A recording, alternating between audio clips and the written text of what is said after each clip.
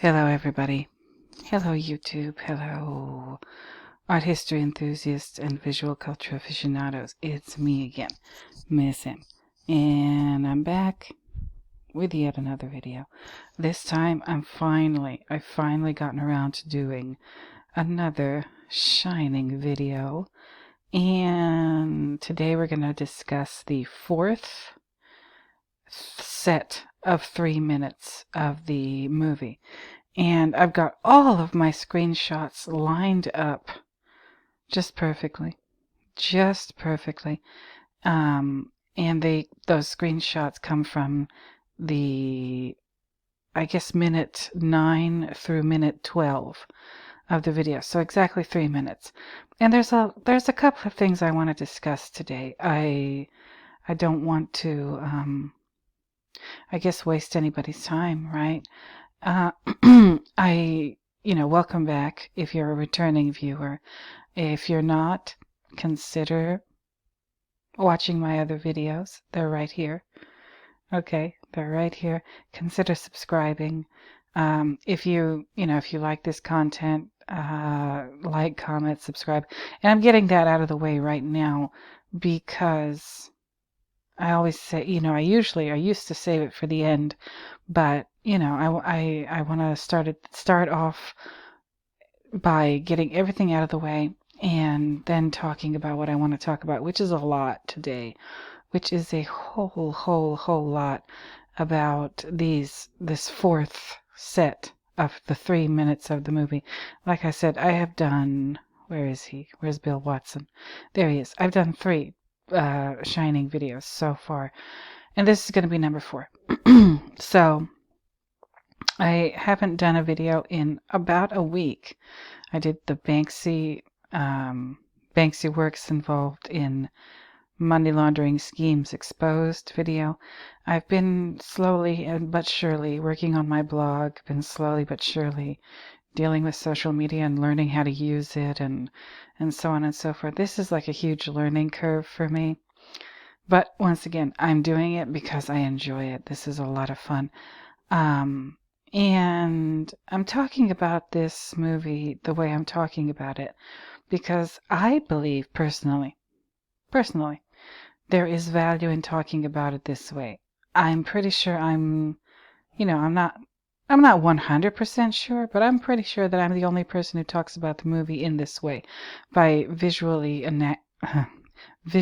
analyzing it, more or less frame by frame, or I'm picking out images as the movie rolls and deciding to discuss what I see there. And in the process of doing this, I hope to uncover something, and I believe I have. Which, that's why, like I said, I got all the church business out of the way, and I want to, call upon Pazuzu to help me get through this video, no interruptions, from start to finish, So, hey, Pazuzu, if you're around, would enjoy your help for the video, for a lot of things, but right now the video. And if you've been following my channel, you know why I say that. But so here we are, right? Here we are. And I always start off at my homepage so you know that you're in the right place, that you are in the right place. You are in the right place. You're at the Object of Art YouTube channel. And I urge you to check my Twitter, my Instagram, my blog, which again, I've been working on. I'm going to do another article. I don't even know if I should call it an article. Post. I'm not a journalist. I'm not a professional writer. It's just going to be a post. And I don't know what I'm going to write about, but it's going to be something. I'm making this video late Thursday night, early Friday morning. So happy Friday the 13th. And what a movie to review on Friday the 13th. I'm going to do a couple more videos this week, I hope. I'm going to do a coffee break video. I'm going to do an Exorcist video and a Hunter video. The Hunter and the Exorcist videos are coming next week. So let's hope for the best. Let's just hope for the best, because I am pooped. I am exhausted. My allergies are killing me. I live in, like I said, Southern California, Los Angeles. The wind here has been... it's just been too much. And it is allergy season, and all this wind isn't helping because it kicks up all the dust and pollen and everything, and my eyes feel like they weigh about 10 pounds per eyeball. And my nose is itchy and irritated and stuffy. My ears are itchy. I got postnasal drip. Wake up every morning feeling like somebody socked me in the middle of the face. This is allergy season for sure. But that's enough of that. So, let me get started. I'm going to go back to this. Okay, the Wendy Theory. And whoever Rob Navarro is, thank you for putting this video up. I am waiting for part 2, Rob Navarro. Me and look at this. Almost 13,000, 12,899 commenters or comments, and your 7.23 thousand subscribers. They're all waiting for part 2. That includes me. I am, as you see, I'm subscribed. I want to know. 27,000 people like this video. We want to know. Like, we want more. This is so cruel for you to do this video and have such a response to it and just leave us hanging. There's no date. Oh no, there it is, November 9th, 2020. So it's been over a year, about a year and a half, right? Since Rob Navarro, Rob at the Movies, whatever, put this video up, and we have all been patiently waiting for a part 2 and 3 and 4 and 5 and etc. and forever and ever and ever, because we are intrigued. I am intrigued. Rob Navarro, if you're listening, what I'm going to do is put this in my description, the link to this video. I'm going to put this up on my blog for people to watch if I have any blog viewers. Not a lot. I know it's not a lot. But, still, I like to disseminate good information, good material. And this is definitely in that category. The Wendy Theory. This finally explains The Shining. This is a damn good movie. Did Rob come up with this all by himself, whoever Rob really is? I don't know. Is it like something from a blog that no longer exists? Because I think there is one. But I don't know. I can't say. I know it's got a certain film theorist. How should I put this? It's got him on.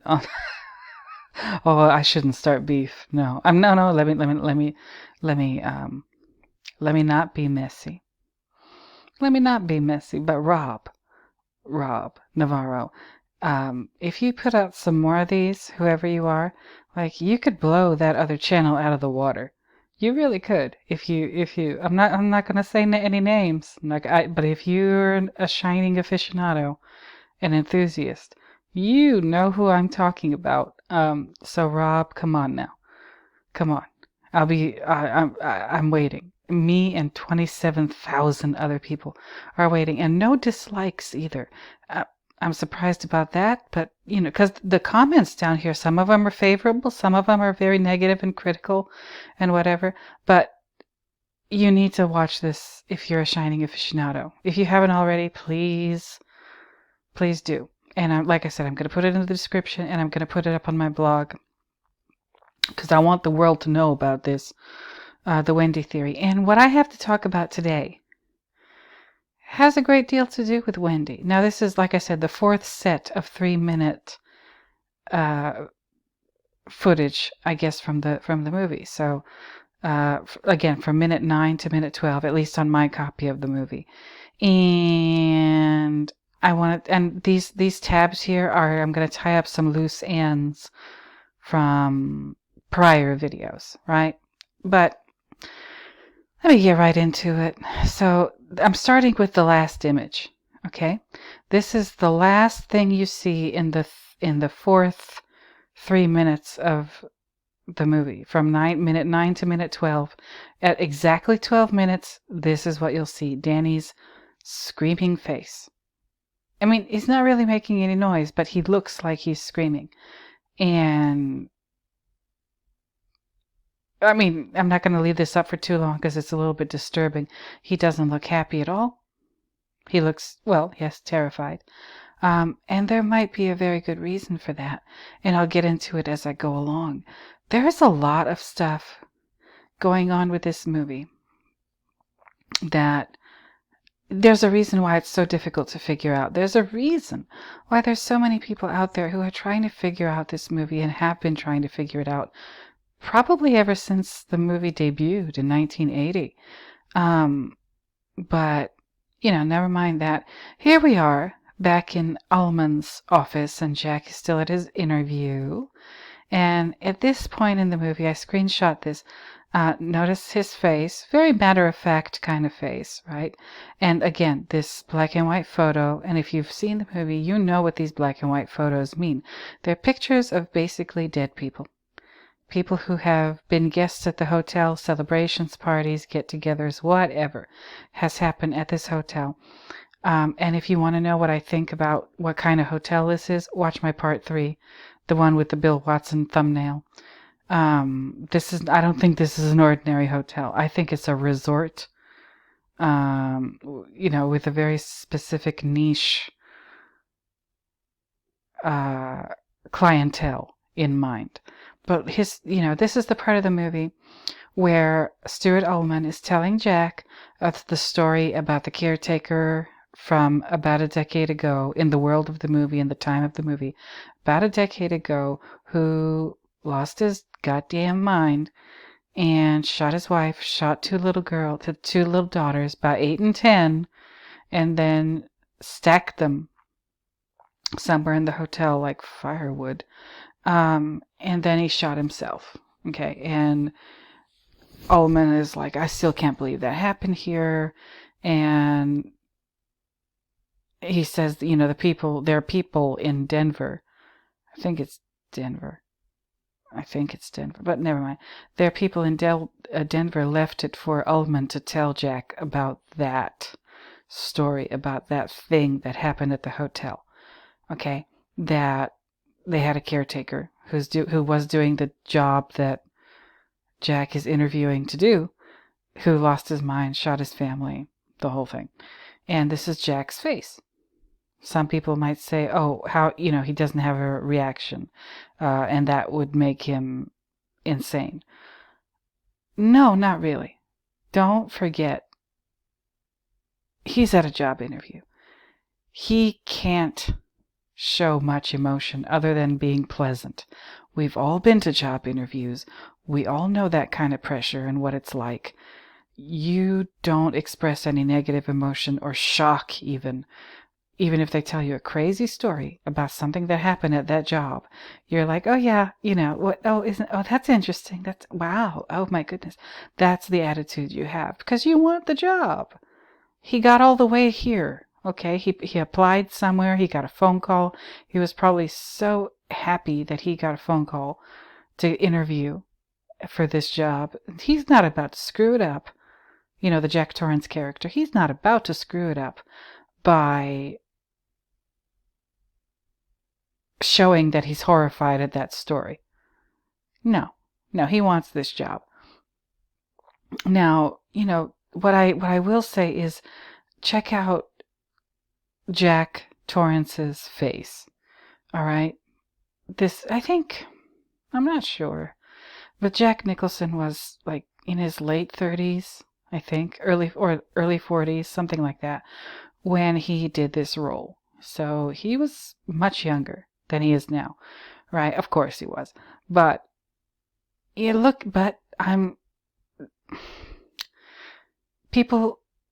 not an expert on how movies are made or any aspect of movie making. The only thing I might be considered an expert on is reading pictures. That's my thing. That's what I do, professionally and for fun. Now, what they do in movies is every single character, every single actor in the movie, including the kids, is going to be wearing makeup. They have a makeup person or a whole team of makeup artists dedicated to making up each and every actor for each and every character. It has how they're going to look in the movie. And even if it doesn't look like a character is wearing makeup, they are. Okay, they most probably are. And that I don't think this is an exception to that. Look at his face. Look at the redness. And this, it might not seem obvious here. It depends on what copy of the movie, whatever. This guy has bags under his eyes. And there's kind of that bruisey red color. Like a bruise, like when I say bruise, I mean contusion. That kind of but like a bruise when it's still kind of fresh and red. And also, you can't see it because of the shadow, but his chin and his neck also very red.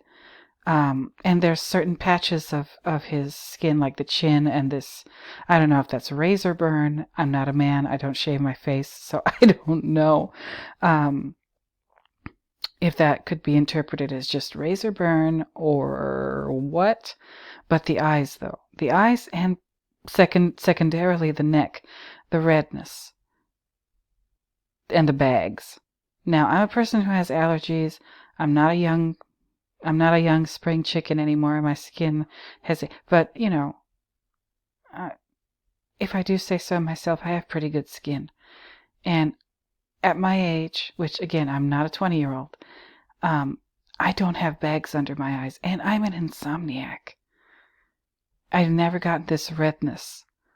I've never gotten this, the rim, when you haven't slept. And I've done that, like, you take a airplane to Europe or whatever, and if you're already afraid of flying and whatnot, you're going to lose sleep. And I've looked horrible after like a 11, 12, 13, 14-hour flight. Yeah. And you look at yourself in the mirror if you have to go pee at the airport, and you're like, wow, I look like hell.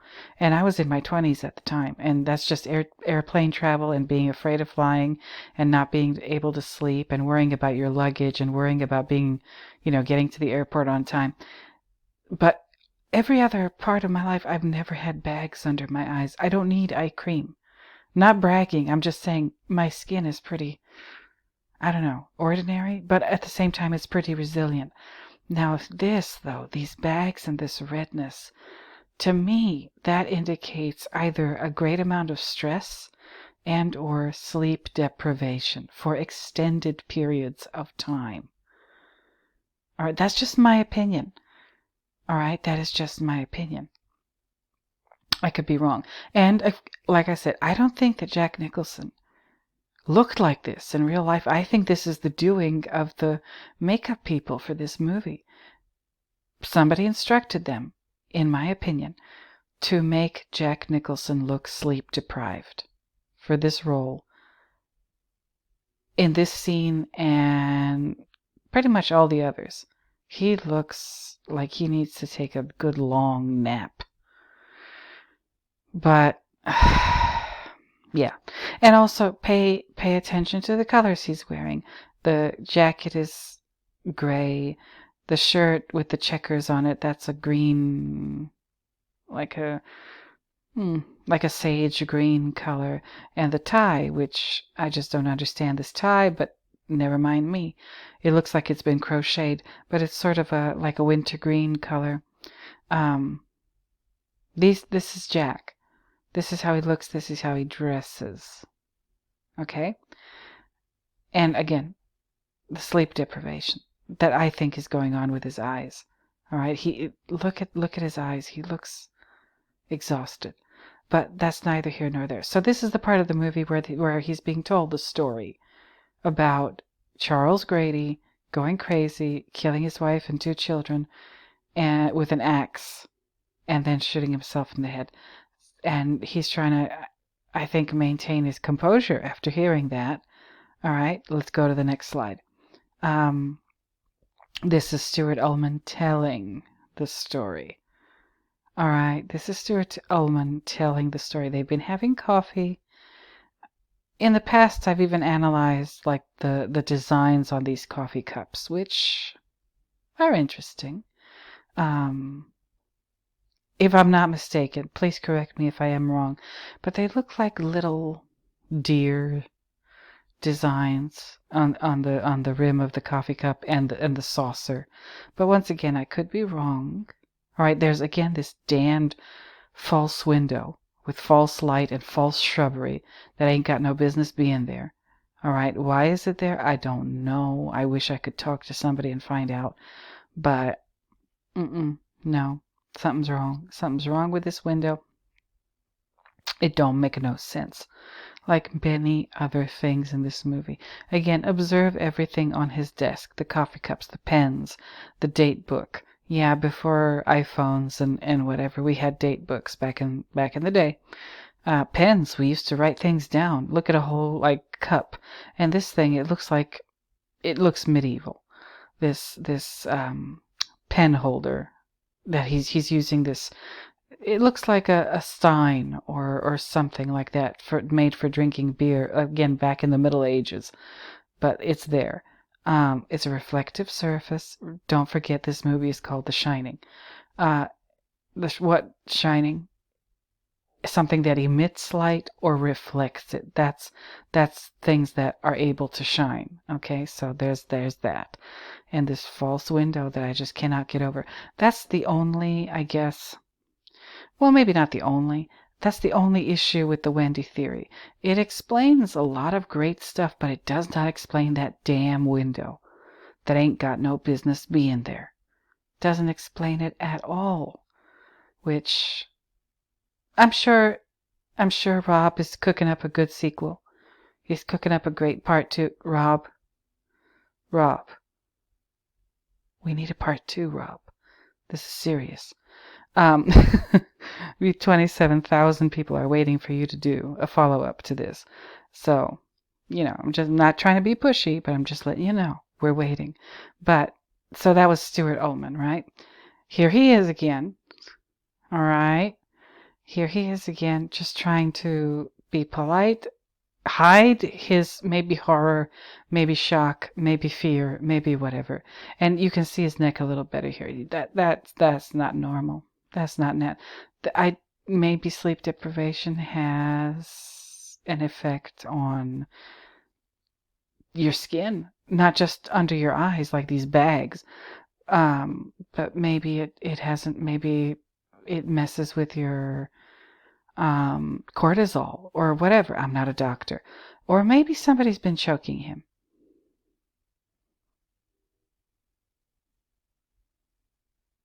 Long pause. Maybe somebody's been choking him. Or maybe, like a lot of Caucasian people, he has poikiloderma of Savat. I have that. But, and I need to go to a dermatologist to get that lasered off because, yes, I am vain. But in this case, I don't think it's that. You can look up poikiloderma. It's spelled just like it sounds. And you'll see the pictures. And you'll see it looks exactly like his neck here. And that's why I know what it looks like. I have it too. And I'm still waiting, mustering up the courage to go and get lasered. And it comes from being fair-skinned and being exposed to the sun and not wearing sunscreen and not wearing sun protection. And yeah, but so maybe that's the case with him too. Or the makeup artist got a little sponge and a little red whatever coloring and put this here. Because if it's not poikiloderma, then it looks like somebody has been choking him. And as we go along in the movie, you will see what I mean.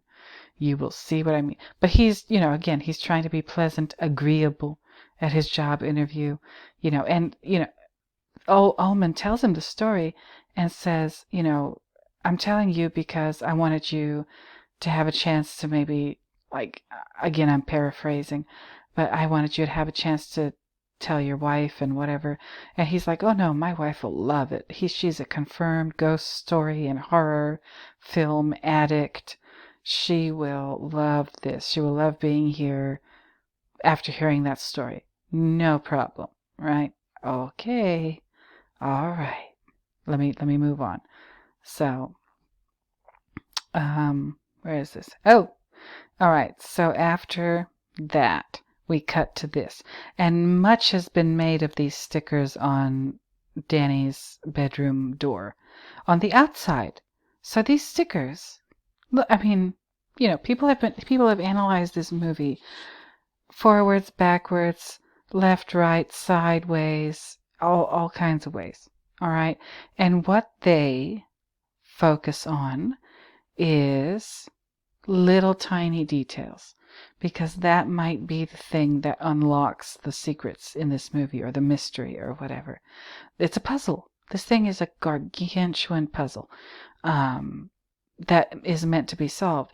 Now, if you remember in my prior videos, I don't know if I did it in part 1 or part 2, but the external shot of the Torrance's apartment complex where they live in Boulder, Colorado. Here goes another impossible window, I think. You know, correct me if I'm wrong, but the living room is that away to the left on this hallway, and there's windows in there. And then in Danny's bedroom, as you'll see later in the movie, there's windows on this side over here on the right side. And then there's this. If the building is the way it looks from the outside, there should be no window in the bathroom. But there is.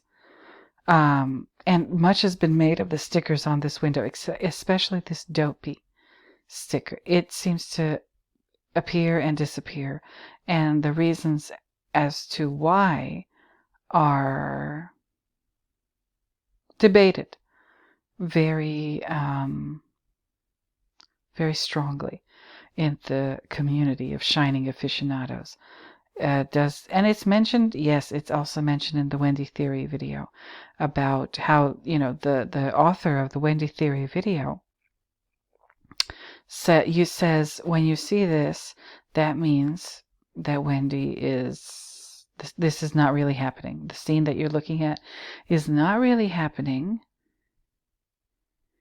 It's just a product of Wendy's mind. That, I'm kind of giving it away, but not really. You still have to go watch the Wendy Theory video. That's your homework. I expect, a report on my desk in the morning, 1,000 words, double-spaced. Double-spaced, bibliography, citations, everything. So people who know me, if you're watching this video, you'll get that joke. But yeah, so the Dopey sticker, one of the 7 dwarfs, is here, and then later on, in parts that we'll analyze in other videos, it's not there anymore. And here's Danny. He's on this little stepping stool, all right? And this bathroom in here is exactly the same composition as the bathroom that we'll see in room 237 later on in the movie, but I'll talk about that when we get to it. I just wanted to make a note about it now. In room 237, the bathroom is organized exactly the same way. Tub is on this wall, toilets are on this wall, and the sink is on this wall over here. Thus, all of it is basically the same. Now, Danny is allegedly in here on his little step stool after his peanut butter jelly sandwich and white milk lunch that we discussed before at the kitchen table when they were sitting and Danny was eating and Wendy was smoking. That's what he was eating, peanut butter jelly sandwich. And I guess you gotta brush your teeth, or after a sandwich like that, it's gonna stick to your teeth, that's for sure. But one detail I want you that in all of the things that I've watched about this movie, I've never seen anybody mention it, so this might be an exclusive premiere that you're about to listen to right now. This back here. If somebody else has already talked about this, okay. If they haven't, that's fine too. I'm talking about it now. In the bathtub, there's the shower curtain, and you can see a little bit of the inside of the bathtub, the tiles, and I guess the water faucet or knob to turn the water. There is a rubber duck, or a rubber ducky rather, over here, sitting on the inside edge of the tub. And you could barely see it. You could barely see. Look how small it is. And it's half obscured by the shower curtain. But it is there in this scene. And so is the Dopey sticker and maybe these other stickers, right? There's a blackbird. There's I think that's Minnie Mouse. I'm not sure. Snoopy, Woodstock, and his hot air balloon. Another bird. Okay, but the dopey one is the one that disappears, apparently. And there's this rubber ducky. There's this rubber ducky that I've never seen anybody talk about before. Make of it what you will. I'll be talking about the rubber ducky again, probably in the next video. If not that, then in part 4. If not in part 4, then part 5. Also, these stickers are interesting because they are not facing towards the inside of the room. They're facing towards the hallway. When you close the door, Danny wouldn't be able to see these stickers from inside the room. They would be facing the hallway. So that's interesting. I mean, when I was a kid and I would decorate my room, I would decorate it so that I would be able to see what it was on,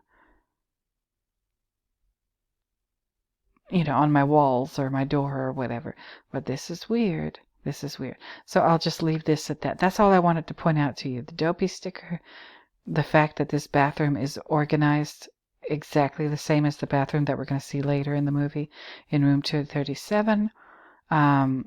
What people have been saying about this scene in regard to the dopey sticker, and I wanted to point out the rubber ducky that I have never seen pointed out before. So there's that. All right, moving on. This. So, oh, maybe I should go back for a second. Hold on.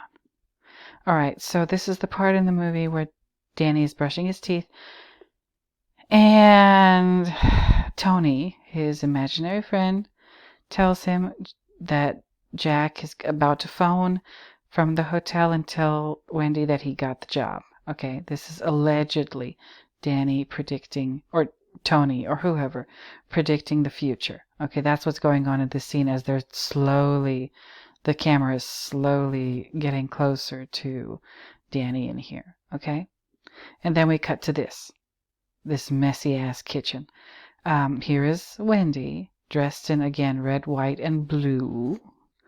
And the pattern of her smock that she's wearing, or overdress, or whatever you want to call it, it's almost exactly, if not the exact same pattern as Jack's shirt that he's wearing to the interview, except Jack's is green, Wendy's is blue. Look at this kitchen. It's a goddamn mess, and it makes me crazy. This is an old-timey refrigerator. If you were alive in the 80s, chances were you had a refrigerator like this in your kitchen, in your home. Definitely not as messy as Wendy's kitchen. Look at this. Okay, there's some, who knows what this is, wrapped in a plastic bag. There is what looks like a conspicuously red apple on the pattern or the design of this, I assume, plastic bag. I could be wrong.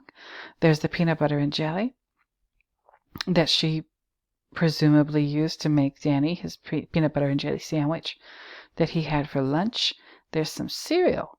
Okay, there's some cereal. And there's this cup. I don't know what that's for. There's dishwashing soap. There's Joy and Ivory. I don't even know if they make these brands anymore. Joy, I don't think so. Ivory, I know they still have Ivory bar soap, but I don't know if they have Ivory dishwashing soap. Why does she need two? Maybe I should stop asking so many questions, because, usually when you decide on a brand, you decide on a brand, but not Wendy. There's this odd yellow pitcher on this shelf that also serves as a paper towel holder. Okay, there's this cucumber. That ain't got no business being there. But, I mean, it's balanced on these two cereal boxes. It doesn't make sense, this damn thing. It's crazy. And there's also a knife sticking out. What looks like a knife to me, or the knife handle, the blade is probably down here in the picture. The knife handle is here, sticking out. Wendy will have a knife in her hand later on in this movie. If you haven't seen it already, please go watch. So I don't have to keep spoiling it for you. She's washing up for lunch. I don't know what the hell she's washing up. One plate. Uh, there's the glass that Danny was drinking milk from. There's the cup. I think that's the cup. The Tom and Jerry cup that she was drinking, presumably coffee from. We can't be sure. There's a box of Dash.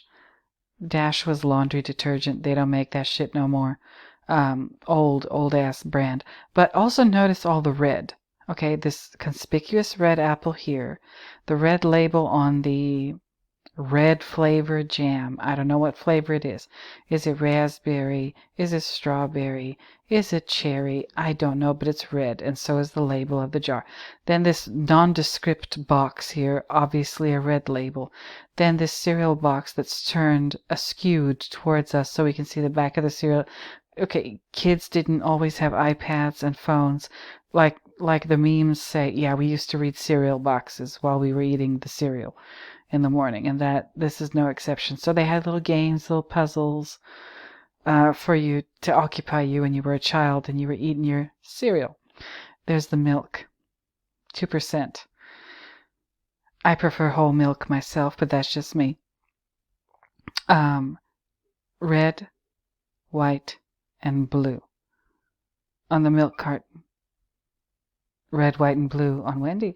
Red, white, and blue on Danny. Are you noticing a pattern? Again, the box of laundry detergent. Why she would have laundry detergent here other than she's a slob? I don't know. You usually keep laundry detergent in the place where you do laundry. Does she wash clothes in this sink? I sure hope not. What else? These postcards or photographs or whatever they are on the refrigerator. It's hard to see what they are, but I bet they have something to do with the story. There's what looks like in this picture here on the refrigerator a sunset. A sunset. It looks like a sunset to me. It could be a sunrise. It's hard to tell. And it might be very reminiscent of maybe Stanley Kubrick's movie 2000 Space Odyssey, right? The dawn of civilization. I don't know. Also, there's a thermos up here. It's hard to see, but there it is. There's a couple of bowls. Are they plastic or milk glass? I'm not sure. There's also, maybe that's a loaf of bread. I've seen that brand before. But notice all the red. And also notice the freaking Kool-Aid. All right. Kool-Aid over here, right next to this, again, oddly placed cucumber. This is the purple flavor, all right? And if you've ever drank Kool-Aid, that's what you call it. There's purple flavor, there's red flavor. Doesn't matter what it really is, cherry, strawberry, whatever, punch flavor. It's red flavor. So she's got a purple flavor over here, and she's got what look like two red flavors here on the top of the kitchen. On the top of the refrigerator. Okay, that's a lot of Kool-Aid. They drink a lot of Kool-Aid in this house, don't they? They're not little packets. They're not envelopes of Kool-Aid. No, they're canisters. 1, 2, 3 cans of Kool-Aid powder that I can count, that I can see easily in this picture. And if you've heard of the Jonestown Massacre, you've also heard of the phrase or idiom, so-and-so drank the Kool-Aid. That means they fell for the lie. That means that they were sold the bill of goods by an unscrupulous person, and they fell for it. That's what it means when people say, drinking the Kool-Aid.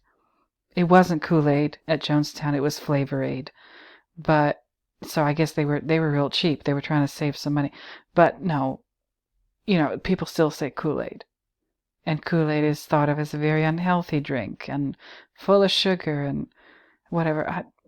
People like to be judgmental about what other people eat and drink and consume. I'm not into it. I'm not into being judgmental, but whatever. Kool-Aid is associated with basically brainwashing.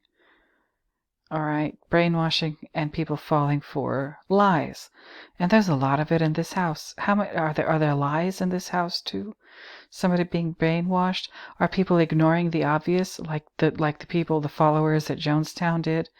They ignored that Jim Jones was a psychomaniac, narcissist with a god complex, and you know, way too much power and control over these people for, whatever. Like those, but the writing must have been on the wall, or there must have been some signs that something was very wrong at Jonestown. Are there signs that something is very wrong in the Torrance household here, in this messy ass apartment that she should clean? I don't know. But that's just me, all right? Remember the Kool-Aid. Also, this cereal box here, right? Going back to the Wendy theory. Milk, red, white, and blue. Red is an important color in this movie. She's wearing red under her blue checked overdress. Cereal box. I think these are Fruit Loops. I used to think that they were Frosted Flakes, like Tony the Tiger, like Tony, Danny's imaginary friend. No, now I'm pretty sure they're Fruit Loops. Let me see if I got a screenshot. I think I did, but again, I did so much of it. No, damn it. Whatever. But I'll go back to this. Yeah, I'm pretty sure this cereal box here, when she moves the milk, she puts the milk away in the refrigerator. It's pretty clear that these are Fruit Loops. And I say that because Fruit Loops, it's not just a cereal, it's also an insult. If you used to be, I don't know if people talk this way anymore, but if you said somebody was Fruit Loops, that meant that they were insane. They were crazy. All right. And if the Wendy theory is right, then Wendy definitely is Fruit Loops. Here she is answering the phone call. Jack is calling her from the hotel to tell her, yeah, he got the job. Okay. And again, look at the state of this apartment. There's way too many books all over the place. Somebody in this house has a lot of free time. Again, we did not have iPads back in the day. We did not have cell phones. We did not have laptops. We did not have the internet. Most of us didn't even have cable TV. All right? VCRs, shit like that. No, if you wanted to entertain yourself, you either watched whatever happened to be on television at the time because you didn't have much choice, or you read. You read a book, you read the newspaper, you read a magazine, whatever. And here she is picking up this phone, taking the call from Jack. I don't know what movie is playing in the background. I have not researched that part, but I'm pretty sure it's relevant to whatever is going on in this movie, the hidden message that I think is there. The TV itself is red. It's not a bright red like the sleeves of this shirt. No, but it's more of I guess, a maroon or a burgundy color, which is the same color of, where is it? Hold on, let me go back. This Kool-Aid is kind of a burgundy color Kool-Aid. Kind of purplish, but more burgundy colored. And again, you'll see that color again in the movie. I hope I remember it when it comes up to talk about it. But here she is taking the call. I just want to I want to organize this house. This is making me insane. Okay, here we go with the next slide. Here's Jack on the other end in a kind of older looking phone. He's talking. He's at the hotel. He got the job. Here's Ohman and Watson discussing something in a very animated way. You have to watch the movie to see. I'm not about to get a copyright strike again. There's this woman here. I think it's a woman, but I'm not sure. She has short blonde hair. She's wearing all white. And again, she comes from over here. She walks towards the left. I guess she's on her way to those elevators. Is she an employee? And again, if you watched part 3, you know what I mean when I say that. Or is she a guest at the hotel? I am simply not sure. There's this bellhop standing at the ready. There's a receptionist here. There's another bellhop in this staircase that goes nowhere. And again, you can look that up. I didn't make that up. The lights are on. I don't know why. It's daytime. There's plenty of light coming through these windows. Why are these lights on? And again, these chandeliers are very interesting. I'll talk about them at another time. There's this old guy, another old guy, sitting all by himself here, and another old guy looking at the scale model of the alleged maze that's allegedly outside of the Overlook Hotel. A lot of single men at this hotel, which is weird. But yeah, he's telling her that he got the job. All right. Am I missing anything? I don't think so, at least not for now. Let me move on. I really want to get to the juicy part of this video, but it's at the very end. Here we have Danny again in the bathroom talking to Tony. Tony does not want to go to the hotel. And Danny is asking him why. Why don't you want to go to the hotel? And Tony says, I just don't. And Danny says, please tell me. And this finger thing is Tony. That's what Danny does with his hand, with his index finger when he's talking to Tony. Yeah. And he's talking to Tony while looking in the mirror, which is interesting and significant. Mirrors play a huge role in this movie. There might be all kinds of reasons why. Mirrors have a lot to do with psychology. Mirrors have a lot to do with vision. You know, the reflection, your reflection of yourself, your reflection of the world, whatever. And there's a niche in these tiles, and I always thought it was just so interesting that this empty glass is sitting in this niche.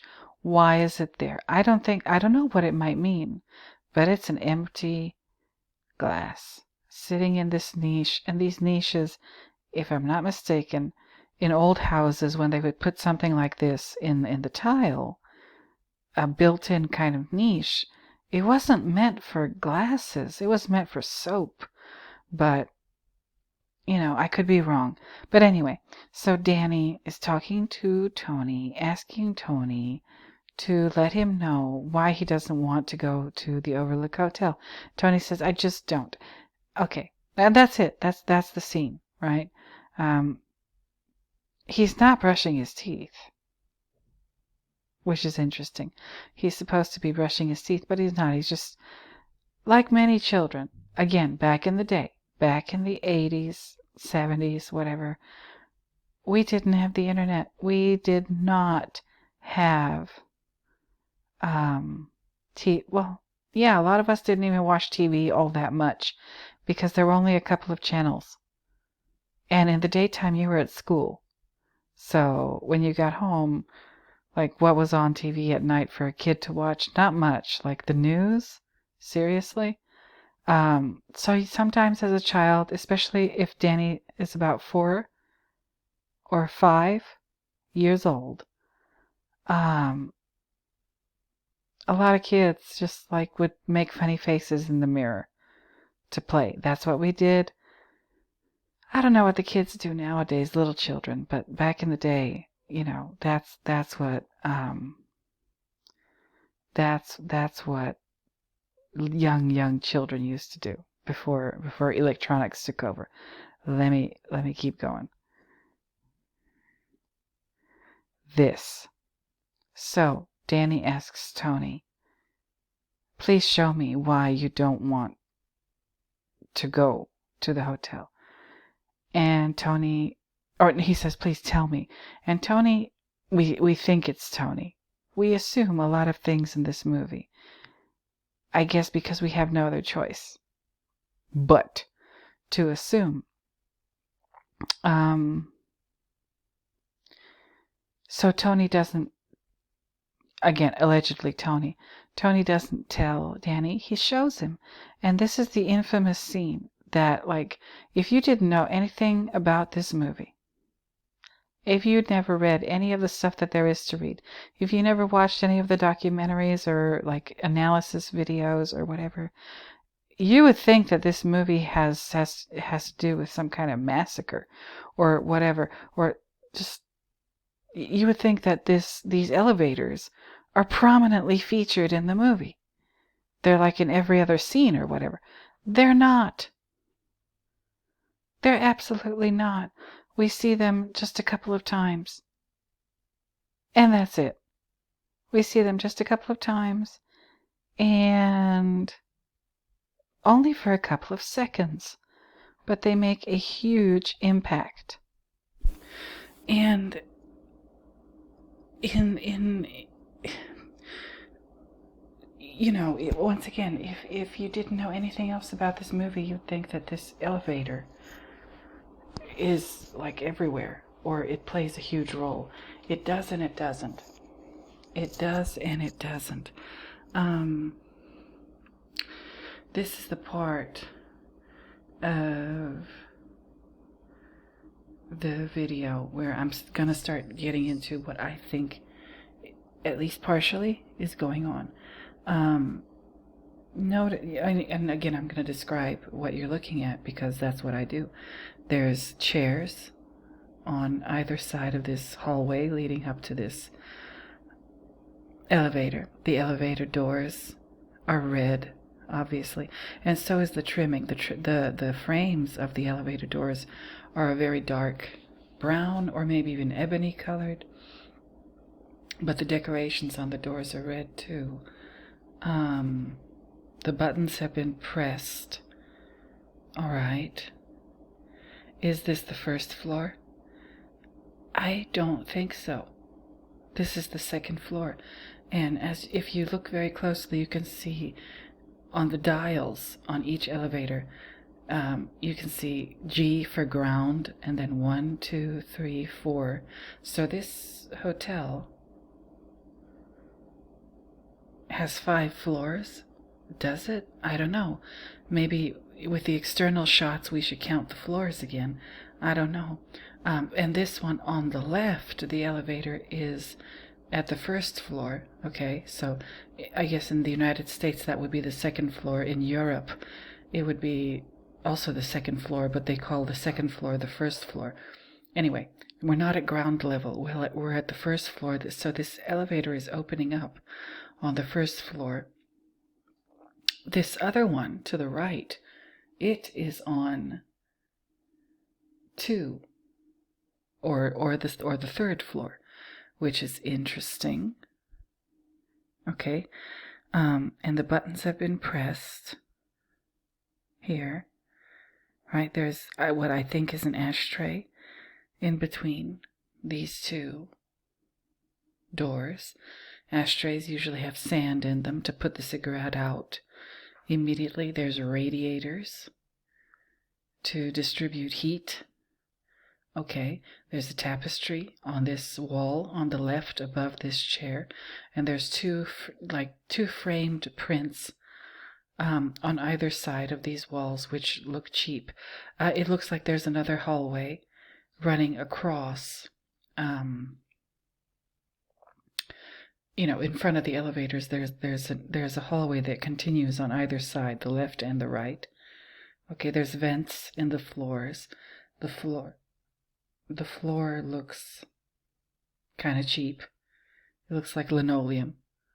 I don't think that's hardwood. But this doesn't, again, this hotel, it looks like it's decorated pretty cheaply.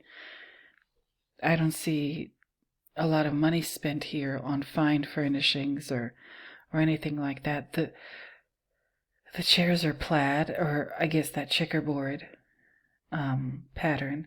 And you can see in this screenshot that I took, the blood is what we assume is blood, is just starting to emerge from this door on the left side.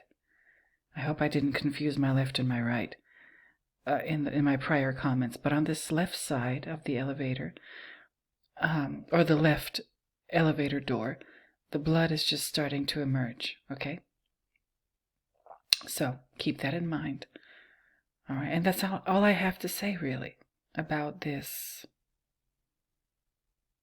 screenshot from this scene.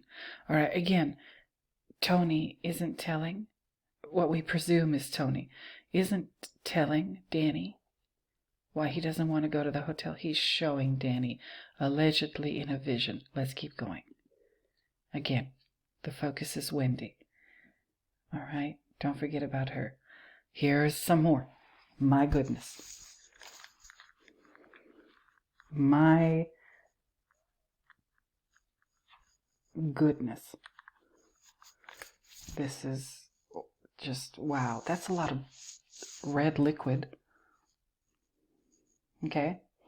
It's a lot of red liquid.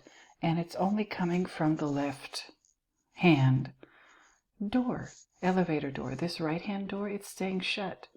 And it's still on the second or third floor, however you want to call it. This elevator is on the second floor or the first floor or whatever. It's, you know, this elevator is at 1 and this one on the right is at 2. All right. So are we numbering these number 1 and number 2? Is Stanley Kubrick trying to tell us something about that? I don't know. But look at all of this red liquid gushing forth from this elevator door on the left side as it opens. Okay, and there's been much speculation as to whether or not this figure down here, what people have identified as a figure, is very hard to identify. It's not easy.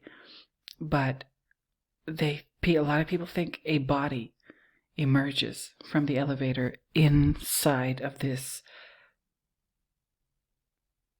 stream, river, whatever, of blood, and I'll talk about that later. You'll see what I mean. I think, yes, I think a body is being plopped out of this left-hand elevator door along with the red liquid that can be interpreted as blood rushing forward from the elevator. Okay? That's, and a lot of people are like, is it a figure? A human figure? Is it not?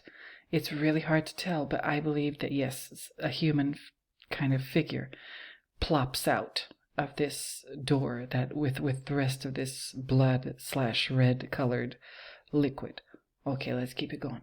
I hope I'm doing this the way I intended to do it. There it is again. You can see the contours. You can see the body. I'll just go ahead and call it a body. Coming out of the elevator with this, I'll just go ahead and say it, torrent of blood / red liquid into this hallway. And by the way, we don't know what part of the hotel this is in.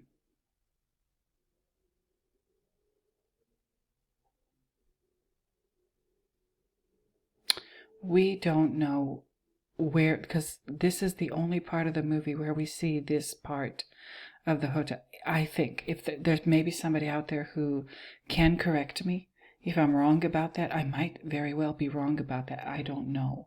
But if you know better, please tell me. I would love to, if I'm wrong about that, I would love to be corrected about that, because this is not about ego for me.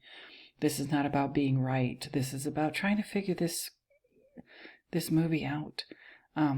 Do we see this part of the hotel in the movie? If it's the second floor, okay, it's not the ground floor, it's the first floor or the second floor, however you want to call it. Do we ever see this in the hotel? Do we ever see this part of the hotel outside of this scene that's repeated a couple of times? But again, each time it's only a couple of seconds.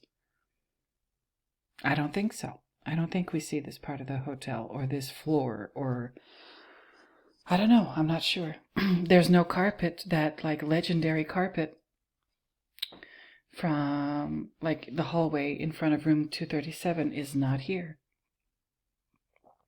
It's just not. It's just not. But that's neither here nor there. So I believe, yes, there's a human figure that plops out of this door, this elevator door. This one is still shut. This one is being forced open by this torrent of blood and or red liquid. Let's keep it moving. Let's keep it moving. Here it is. Oh, there's a lot of it. There's a lot of it.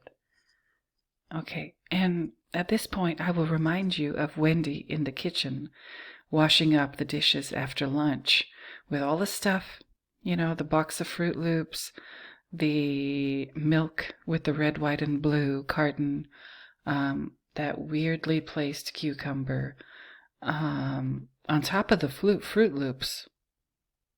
On top of the fruit, yeah. One of the boxes that is balancing the cucumber is the box of cereal, the Fruit Loops, which is interesting. And the cucumber's green. I don't know.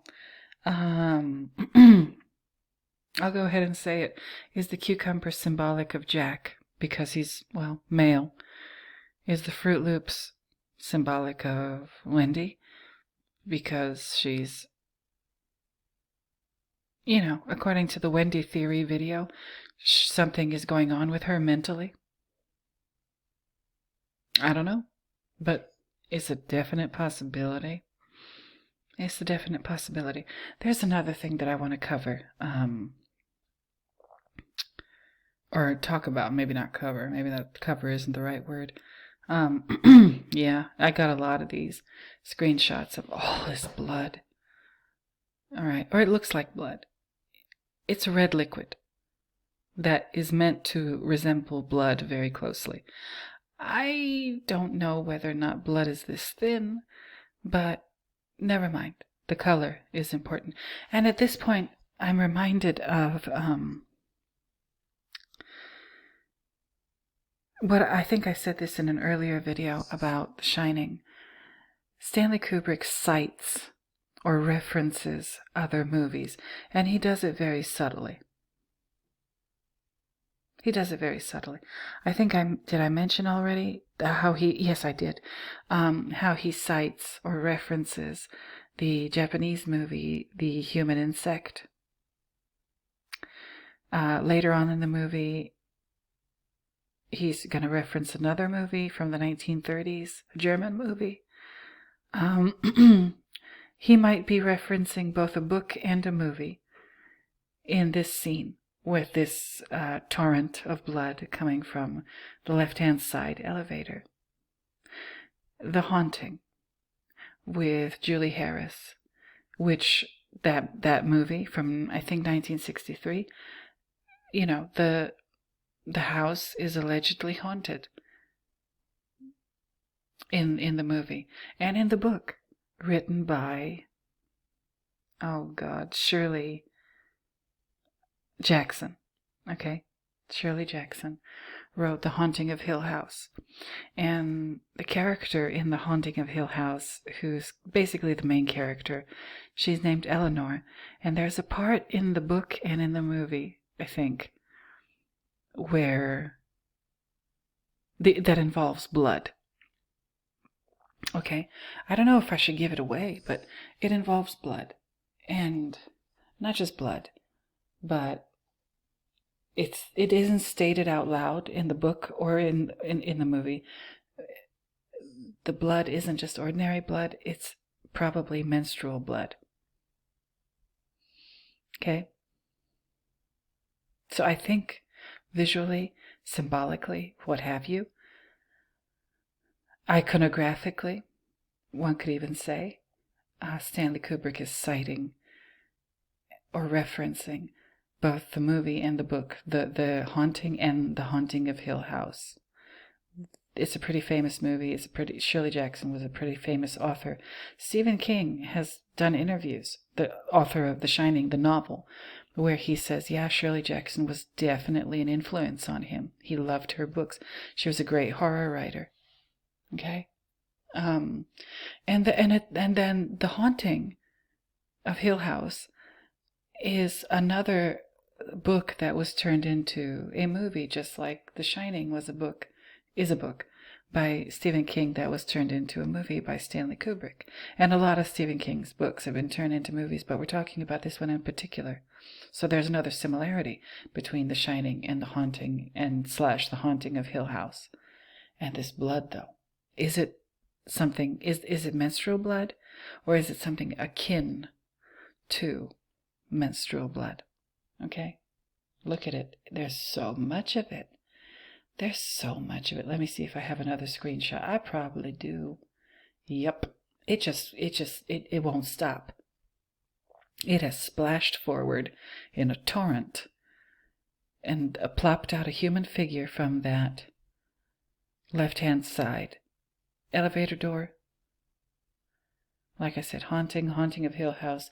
Very possible that he's referencing that movie and that book. And if it's to do with blood produced by female reproductive organs, in the case of the haunting, menstrual blood, I think that something similar is going on here. Let me see if I have another screenshot. I probably do. Yep. Oh, good heavens, yes. Yes. Yeah, this is just unstoppable. This torrent of blood. And I believe the blood is female in origin. This door on the right-hand side is still staying shut because it's not capable of producing blood, at least not in this way. Okay? I think you might have a hint as to what I'm talking about here. Okay? I think that these two doors are symbolic of the left-hand side door, the elevator door, is Wendy, and the right-hand side elevator door is Jack. And the blood rushing forward in a torrent, and with the body plopping out of the left-hand side door, that is symbolic or an allegory of Wendy giving birth to Danny.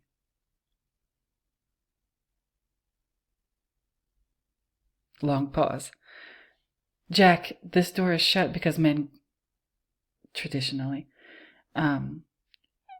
can't pass a child, as Cotton Hill would say on King of the Hill when he's talking about his urethra. Sorry if this language and this subject matter is a little too salty for you, but I'm trying to talk about it in a classy way. I'm trying. I don't know if I'm succeeding, but I'm trying. Number one. Number two. Wendy sees herself as number one. Maybe because she's a mom. Maybe she finds, that to be her crowning achievement in life. I don't know. But I think this blood is not menstrual blood, but it is the blood that comes out of a woman's downstairs area when she gives birth. Maybe, placenta or something like that. I don't know. But it's this color. Fresh blood is like a really bright color. But again, I don't want to get too graphic. Menstrual blood is kind of a darker color. Or oh dear, I'm going to get, oh, Lord, I'm so sorry, but this is a necessary conversation. I'm teaching you about the birds and bees. Maybe that's why nobody has talked about this because okay, I'm not a feminist. I'll just go ahead and say it. Don't hate me. But most of the people who analyze this movie are men. And God bless them, and God keep them and take care of them, and love them. But men don't think in this direction because they don't deal with that every month for all of their childbearing years. Men don't know, but women, we deal with that every month. Yeah. And we know the color of menstrual blood because we see it a couple of days every month, maybe some of us almost a week. It's not a bright red color. It's a more sort of darker, more burgundy-ish color.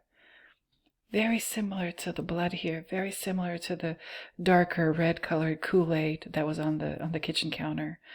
And I've talked about this video in an educational setting, or this movie, in an educational setting.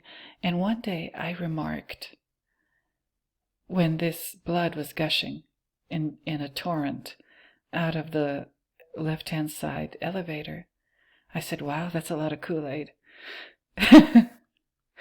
I said, wow, that's a lot of Kool-Aid. Where'd all that Kool-Aid come from? You know, the red flavor Kool-Aid. I don't know. I don't know if these things are connected to one another. But in my mind, in my heart, and in my soul, I thoroughly and 100% believe that what we're seeing, this iconic scene of the blood gushing from the elevator in The Shining, is allegorical to Wendy giving birth to Danny. And there have, I think, one reviewer or an analyst in particular, I think he has said that the body might be Danny, and I agree with that part. I don't know if he's, yeah, I said he, goes so far as to say that the doors might symbolize Jack and Wendy, but I'm saying it. If nobody else has said it, I don't know. If somebody else has said this, please let me know in the comments. I want, but don't just say, yeah, somebody else has said this. I want a link. I want evidence. Okay, this is an exclusive. This is an exclusive to my subscribers, to my Shining aficionados and enthusiasts. Yes, I believe this scene is symbolic or allegorical to, or of, Wendy giving birth to Danny. And let me just keep going, right? I told you, the haunting of Hill House, menstrual blood. He is citing other films and other filmmakers and other stories that were turned into books too, turned into movies too. Here is those creepy ass twins. Okay, this is part of the vision that Danny is shown, alleged vision that's allegedly shown to Danny, allegedly by Tony, when he's in the bathroom, allegedly asking Tony why Tony doesn't want to go to the Overlook Hotel. And so we see that rush of blood, the torrent of blood coming from the left-hand side elevator door in that hallway in the movie that we don't know where it is because that's the only place where we see it in that scene. And then we cut to these creepy little girls.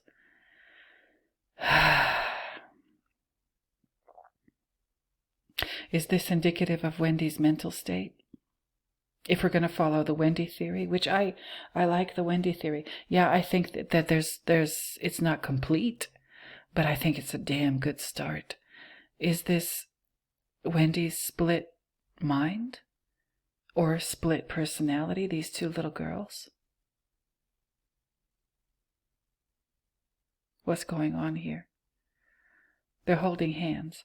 They don't look happy at all.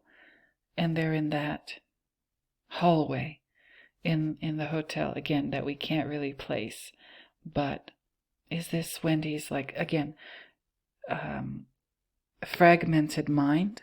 If Rob Navarro is right, and Wendy does have something like schizophrenia, is her mind fragmented very similarly to what is being shown to us here? Two people who look almost exactly the same, but they don't look quite exactly the same.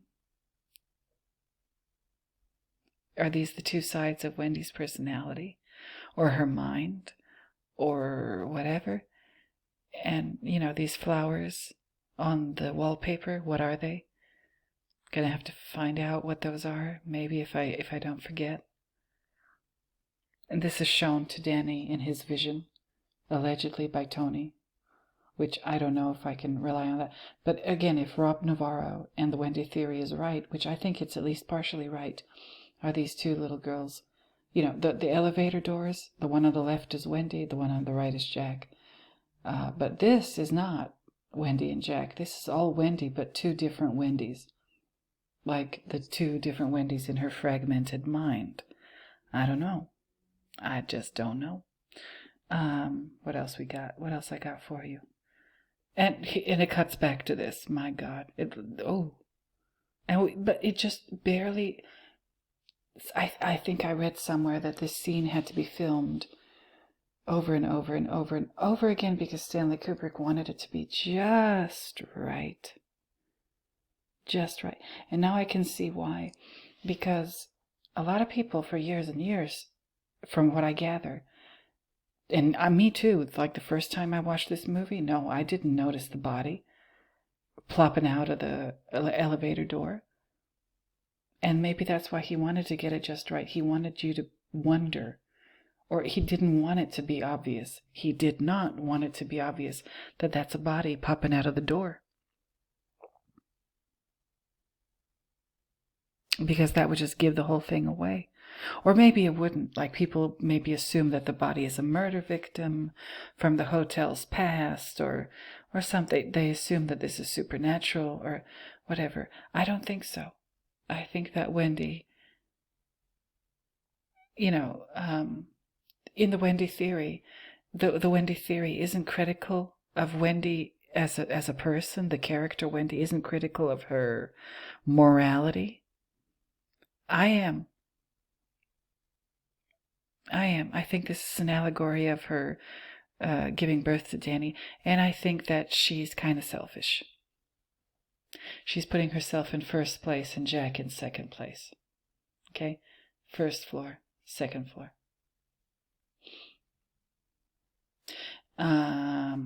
Yeah. And another thing that I want to talk about. I think that's the reason why this movie is so difficult for people to figure out, because they are trying to make it make sense. Nobody said it had to make sense. I don't know. I don't know what the rules of this game are, or this analysis, this puzzle solving, or whatever. Since we're dealing with Stanley Kubrick chess game, I don't know. But people always want shit to make sense. Why? I mean, it does make sense, but not in the way that you expect it to. This doesn't make sense the way that math makes sense, or the study of something like engineering or physics or whatever makes sense. No, this makes sense on a psychological level, because that's what we're looking at. Many of the images that we see in this movie are crafted in painstaking detail, with his, from what we've been told, his classical, like, perfectionist way of doing everything. Stanley Kubrick wanted everything to be just right. All right? He wanted everything to be just right and just perfect, because he was trying to, in my opinion, the images that he puts forth in this film, he's trying to make them mimic not reality.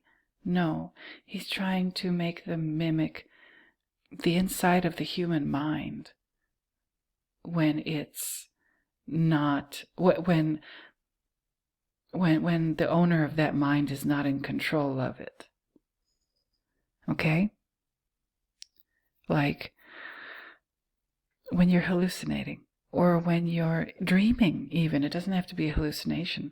It can be a dream. When you fall asleep and you dream, and if you remember the dreams that you have, a lot of times they make no sense. The shit happens in dreams that is not possible in real life. One person changes into another. A person can change into an animal in a dream, and vice versa. You have stuff like this, images like this, what you're seeing here, all this blood in the elevator and whatever, it comes from dreams, and dream analysis and dream symbolism. Yeah, this is like a textbook example of dream analysis and dream symbolism. I'm not a psychologist, and I'm not an expert in that area, but your dreams are where you deal with stuff that you can't deal with when you're awake, maybe because you're too busy, maybe because you have to, wonder about keeping, or worry about keeping your wits about you or whatever. Then when you finally fall asleep, all of the trauma and all of the stuff that you maybe notice, but convince yourself that you didn't notice when you're awake, all of that comes out in a dream. Okay? And that's where we deal with, again, psychological trauma, or unresolved issues, or great truths can be revealed to you in a dream, in symbolic form. And you wake up saying, what the hell was that? what did I just dream? Well, if you try to remember your dream and write down what you saw, the images and what happened and whatever, and look at it and think about it, it might be able to tell you a great deal about your waking life that you're not ready to admit to yourself. Okay? But that's just dreams. Now, somebody who presumably has some kind of mental disorder, like the Wendy Theory by Rob Navarro says, maybe that's, maybe Stanley Kubrick sat down and read psychology books and tried to figure out how, and I'm going to use terminology that I probably have no business using because I'm not an expert and I don't even know the first thing about the field of psychology. But if Wendy is a paranoid schizophrenic, is this... It is Stanley Kubrick trying to show us the inside of a paranoid schizophrenic's mind.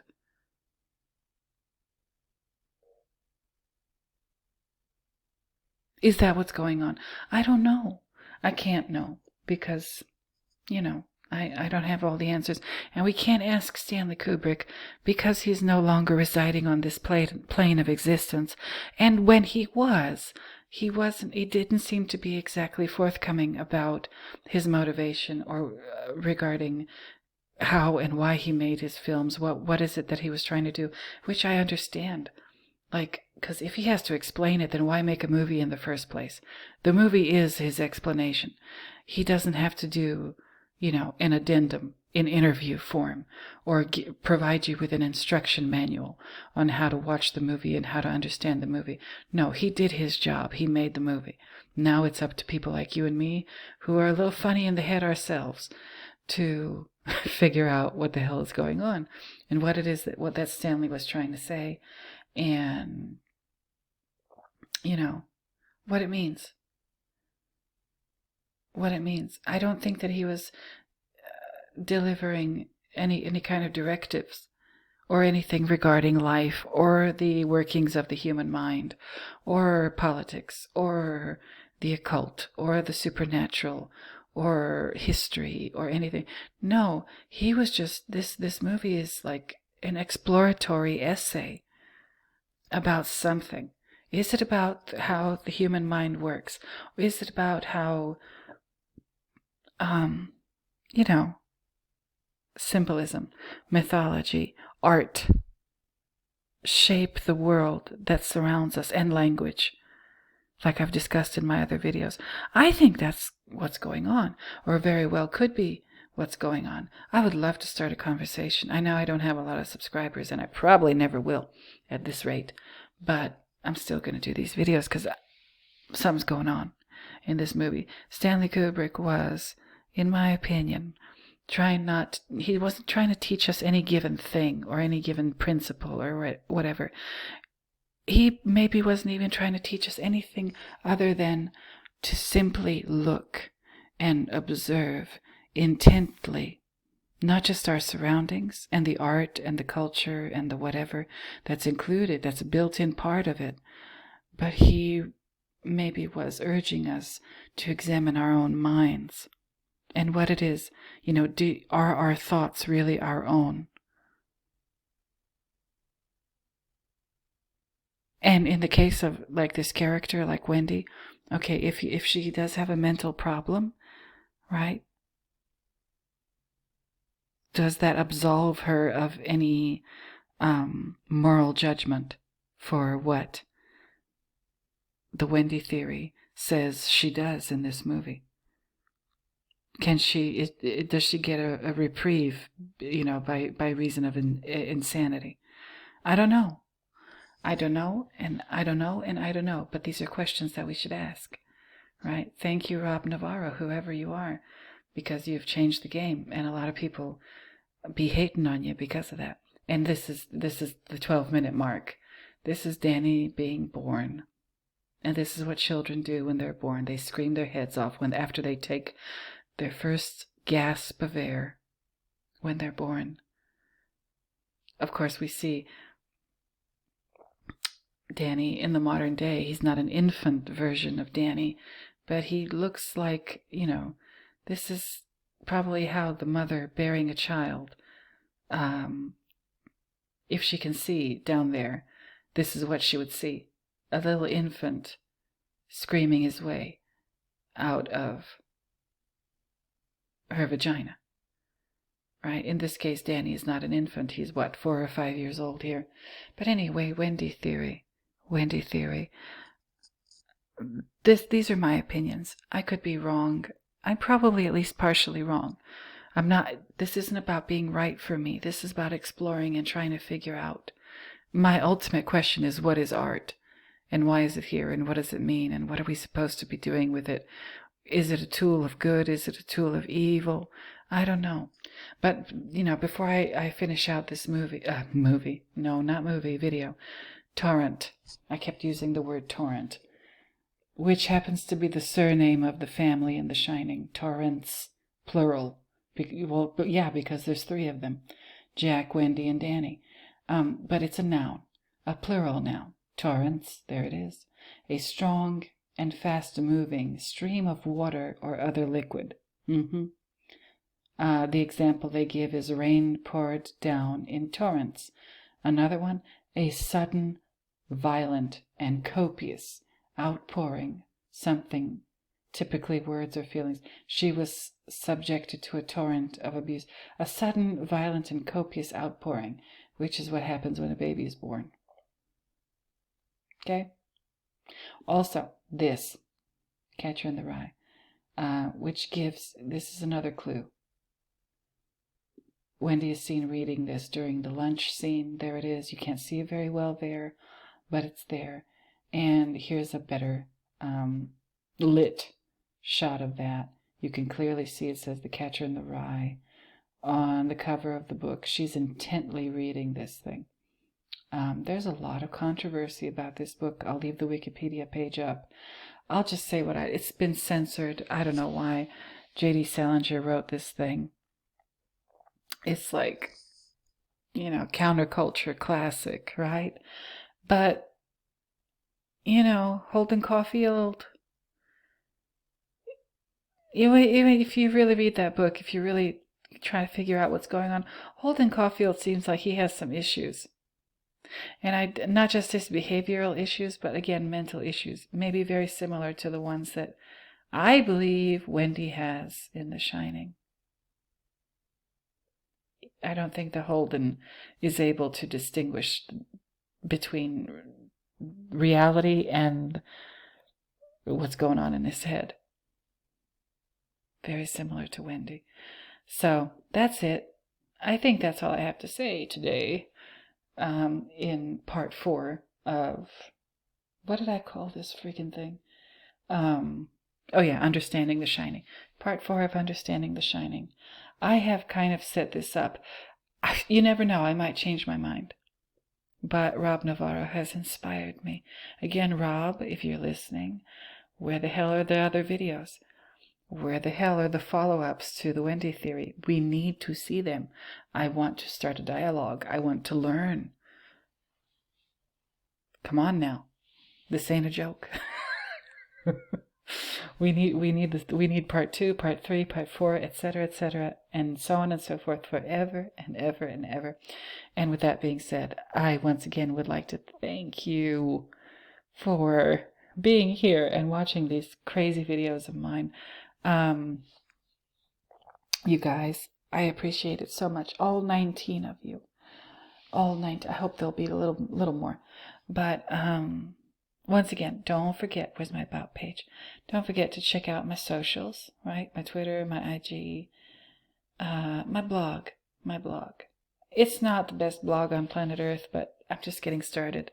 And I'm going to probably be posting some stuff there. I've been posting stuff there this past week. I'm just getting into the groove of using the blog and knowing how it works and so on. So that's that. So other than that, you guys, once again, thank you. Don't forget to like, comment, subscribe, share, hit the notification bell if you like what I do so you can see when I make a new video. I don't know what I'm going to do next time. I want to do another The Exorcist video, and I want to do another Hunter analysis. That's what I'm aiming for. I've had a heck of a week. The next video after this one will probably be a coffee break video where I just chat about random shit. But that's that. That is that. I'm busy, busy, busy. I'm going to keep being busy, busy, busy. When I started this channel, I wasn't as busy as I am now, but I'm still trying.